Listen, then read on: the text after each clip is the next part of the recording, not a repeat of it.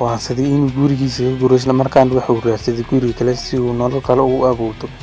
isla markaana wuxuu helay guri aad iyo aad u qurux badan isla markaana dadkii ayaa kula taliyay inaanu guriga iibsan sababtoo ah guriga cid iibsata ama habeen u hooyata lama helo. habeenkaas ayaana ugu dambeysay adduunyada. isla markaana ninkani aad iyo aad ayaa uga dhaqaaday isla markaana wuxuu go'aansaday inuu gurigii tago.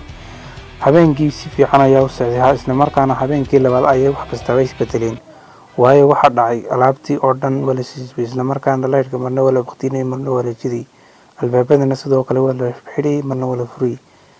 markii habeenkii labaad la gaaray isla markaana waxa dhacday aad iyo aad uga filan waa markii ay ninkii dhamaantiis intii la qabtay kaliya waxa laga tagay cadayn dharkiisii iyo dhiig oo meel ku yaala. isla markaa dadku aad iyo aad ayaa arrinka ula yaabanayeen.